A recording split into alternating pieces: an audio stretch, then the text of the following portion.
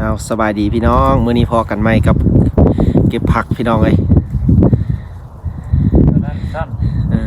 มันใหญ่แล้วได้พี่น้องวันนี้นะจากคลิปก่อนเขาก็มาเทื่อนึงมันยังน้อยอยู่วันนี้มันใหญ่แล้วสิกินบ่ทันแล้วมันสิแก่แล้ววันนี้เราพี่น้องเอ้ยชีวิตในรัสเซียชีวิตต่างแดนเก็บผักเพื่อลดค่าใช้จ่ายเก็บผักไปโอ้สิเอาไปลวกมื้อนี้นะลวกแล้วที่อันกินกับอันนั้นซื่อๆเชื่อไปต้มลวกกลับเลยนะกลับแบบคือต้มผักอยู่บ้านเฮาลวกผักป่าเด้เอาเก็บที่เป็นผู้ถ่ายคลิปเด้อตำเจียวมะเขือนะตำเจียวมะเขือตำเจียวเขือตัวนี้ครับนี่พี่น้องมันก็เขียวงามได้บานนี่นะต้นไม้ก็ออกใบแล้วเด้ออกขักแล้วเด้บานนี้คุณเลือกเอาวะนี่มันออกเงาเขาแล้วเมื่อก่อนเฮาก็มาเก็บเนาะมันยังน้อยอยู่พี่น้องเมื่อก่อนหั่นพอดีท่ามันใหญ่พอดีได้ผ่านไปอาทิตย์นึงได้นี่คันอากาศร้อนนี่แห้งสิโป่งไว้พี่น้องเอ้ยอันนี้อากาศหนาวมันยังทันแล้วอันนั้นอยู่จังไงสมุนเพิ่นเอิ้นว่าผักแองก็ผักซีฝรั่งเด้เพิ่นเอิ้นน่ะเอื้อยเพิ่นอยู่อันตัวนี้เหรอเพิ่นคนไทยใช้ชีวิตต่างแดนก็บ่ฮู้ชื่อดอกเพิ่นเอิ้นแล้วก็เอิ้นเห็นเพิ่นกินได้นี่นะพี่น้องแล้วจังมาเอาอีกแล้วก็กินเพิ่นหากินเฮาก็กินเอื้อยเพิ่นก็ยังใช้ชีวิตอยู่อันเยอรมันเพิ่นก็เก็บผักนั่นนี่แหละพี่น้องเขาก็เก็บอย่างกินได้เขาก็กินชีวิตบ้านนอกคอกนามาอยู่บ้านเพิ่นเลือกเอาเลยวันนี้นะเอาเก็บเด้อสิซอยเด้อสิซอยอัดคลิปอันให้ทางบ้านเขาได้เห็นอยู่ลาวก็เก็บผักกันสิแหละตอนเขาอยู่บ้านนะมาอยู่พี่ก็เก็บผักคือเก่าอยู่ลาวก็มีหน่อไม้อยู่โอ้รัสเซียบ่มีเด้อหน่อไม้เด้อพี่น้องเอ้ยป่าหน่อไม้บ่มีเลยหน่อไม้ฝรั่งมีหน่อเพิ่นคนบ้านเพิ่นบ่ฮู้จักซับมีแต่เว้าให้ฟังอธิบายจังค่อยฮู้พี่น้องเอ้ยหน่อไม้แล้วแม่นภาษารัสเซียแม่นบุมบุกแล้วเพิ่นฮู้แต่ว่ามันมีอยู่ประเทศจีนแม่นเหรอจริงก็อยู่ลาวบ้านเฮาก็มีเพิ่นเพราะว่าบ้านเฮาประเทศน้อยแล้วเพิ่นบ่ฮู้คันเว้าทางบ้านเฮาประเทศลาวบ่เหลือคนรัสเซียยังบ่ฮู้เด้ไทยเขาส่วนหลายเพิ่นฮู้ประเทศไทยแล้วก็เวียดนามจีนประเทศใหญ่เนาะแล้วบอกเพิ่นว่าประเทศลาวก็อยู่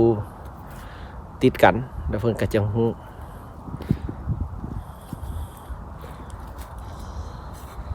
พูดแล้วคักเด้ได้กลับไวเนาะบัดนี้เนาะนี่นะใช้ชีวิตต่างแดนเป็นจังได๋มาอยู่พี่บ่กินฮอดบ้านติได้จักปีแล้วมาอยู่นี่2 ปีละเอา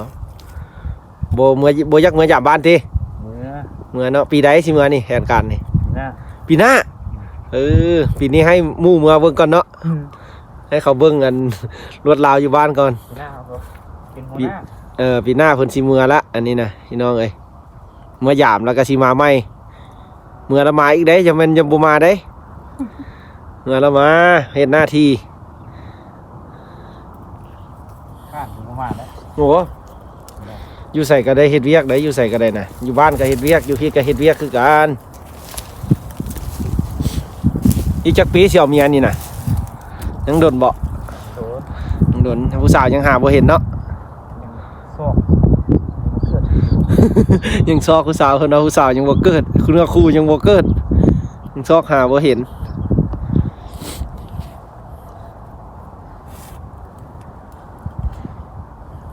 แล้วเก็บเอาหลายจาก2 กำปั้นนี่ก็พอละลวกกูสิเฮ็ดลวกอันแล้วโอ้มื้อนี้สิกินคักๆเด้มื้อนี้นะเพราะว่ามื้อวานนี้ก็ไปตลาดมาแล้วเด้มื้อนี้ก็สิเก็บผักไปกับอันต้มไก่หั่นวานนี้ไปซื้อไก่ได้บ่ไก่หลายพี่น้องเอ้ยไก่อยู่อันนั้น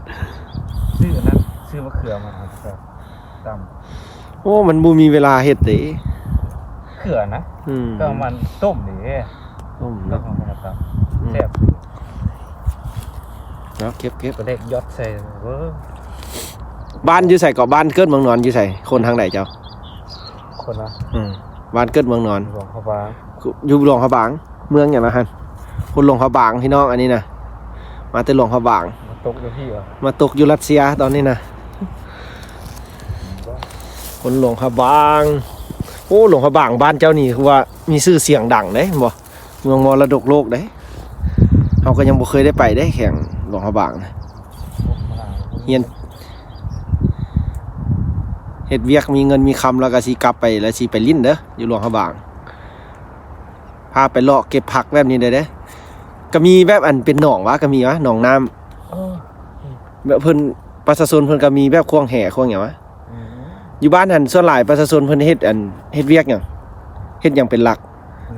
เฮ็ดนาวะบ่แม่นให้เนาะเฮ็ดให้นี่จะเป็นแข่งอื่นเนาะหลวงพระบางเฮ็ดนาเป็นหลักเนาะนากับเฮ็ดสวนบ่มีสวนบ่เฮ็ดสวนก็มีเนาะปลูกผักกาดผักสลัดนี่วะมักแต่งเพิ่นปลูกบ่อยู่พุ่นปลูกคือกันเนาะป้าหน่อไม้หลายบ่อยู่พุ่นหน่อไม้หกวะหน่อไม้หยังหน่อไม้ลันหน่อลันก็มีวะหลวงพระบางบ่มีบ่ นอปูมันนอ โอ้หน่อบุ๋งหน่อไม้หกกับบ่มีเนาะอยู่ป้าเลิกกันแล้วเนาะ ทั้งเหนือเนี่ยดิใส่สมบูรณ์ดิ ใช้สมบูรณ์มีหน่อไม้หกหลายหน่อไม้หกหน่อไม้ลันและใส่สมบูรณ์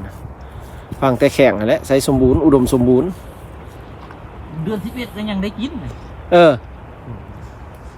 เคยไปไว้แข่งใส่สมบูรณ์ ไปลองแก้ม โอ้เจ้าเคยไปลองแก้งไปเฮ็ดเวียกอยู่พุ่นวะตอนนั้น ได้เงินน้อย ได้เงินน้อย รัสเซียนี่นะ มาเฮ็ดเวียกอยู่รัสเซียอยากแม่นตั้งยักษ์มากินข้าวจีบันเต้ติ ยักษ์ยิงสาวรัสเซียเด้เอาเพิ่งประเทศรัสเซียเป็นจังได๋ งามบ่สาวรัสเซียนี่มาเห็นนี่ โอ้ยจะงามบ่ งามเนาะอยากได้เนาะจาก 2-3 คนเนาะอยากเพิ่นสิไปอยู่นำบ่ได้ติค่ะเพิ่นสิอันเฮ็ดให้เฮ็ดนาบ่เป็นติอ่ะ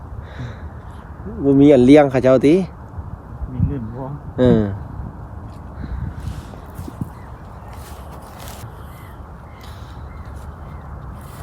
เอาเก็บ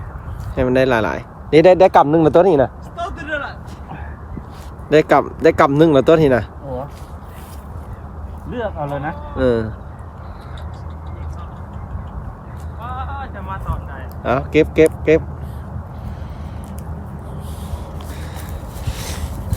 เอาคิดฮอดบ้านเก่าอดเอาพี่น้องเอ้ยเก็บผักเก็บหยังก่อนตอนนี้นะโอ้เอาทุกอย่างมาพร้อมมาหั่น มาเลย โอ้มีอีกหลายคนมาเก็บพี่น้องเอ้ยเพิ่นก็มาเก็บ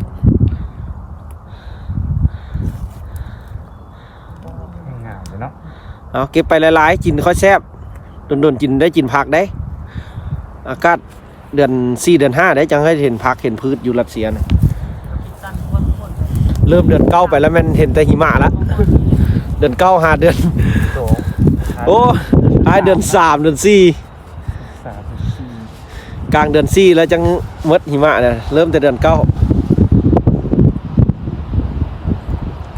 ลมพัดกันเย็นซอยๆเนาะ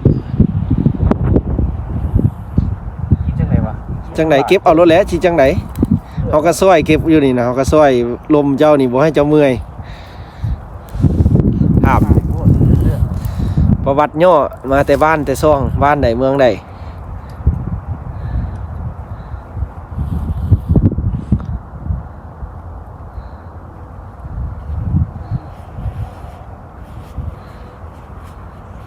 เป็นจังไดมาใช้ชีวิตอยู่รัสเซียก็นั่นวะบ่ยุ่งยากหยังข้อยุ่งยากแนวใดข้อสะดวกแนวใด บ่มีเงิน ข้อยุ่งยากคือบ่มีเงิน บ่สะดวก ข้อสะดวกคือ ครับเสียนะ คักเนาะอาหารก็บ่แพงเนาะ บ่ฮ้อน บ่ฮ้อนคักแนวหนึงอากาศบ่ฮ้อนคันมักหนาวแล้วมาก็สะดวกคืออากาศบ่ฮ้อนบ่มุดมิดพอล่างแทบจะบ่ได้ใช้พัดลมเลยเนาะ บ่มีนะ บ่มีเลยพัดลม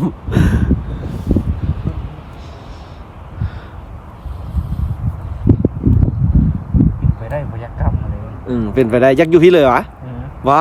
คันได้เมียอยู่พี่เด้อเอาที่เลยเด้อ ได้ คันได้เลยไปเลือกเอาเมียอยู่แถวชนบทพุ่นแต่ค่อยคักแบบไปอยู่กับธรรมชาติดีๆพอบ้านเพิ่นบ่ค่อยจะหากินเด้ อีกเดือน7นี่ได้กินเห็ดแล้ว เดือน7มีเฮ็ดวะนี่อยู่รัสเซียนี่ได้ อ แซ่บกว่าอยู่ลาวซ้ำ โอ้พาไปเก็บเด้อบัดนี้นะ โอ้ เฮาเอ็ดซองสิแล้วเฮาก็พากันไปเก็บเห็ดได้เด้อบัดนี้นะมีผักแล้วก็มีเห็ดเนาะ ถ้าเสียผมก็กินกัน คนรัสเซียก็จินว่าเห็ดโอ้เอาไปเก็บมันก็เห็นเขาเจ้าไปเก็บว่าคนรัสเซีย ขาก็เกี่ยวกัน โอ้คักแล้วซั่นน่ะเนาะแล้ววันนั้นเราดูนั้นเราไปเก็บเห็ดอีก ส่วนหลายมันนั่น บ่แม่นผู้สาวที่เขาไปเก็บไปเก็บเห็ดเห็นผู้สาวมันสิบอกเห็ดมาเฮือนเต้เอาให้เขาหมดติบ่ ตายเลยบ่ได้เกี่ยวเห็นซ้ำ เออ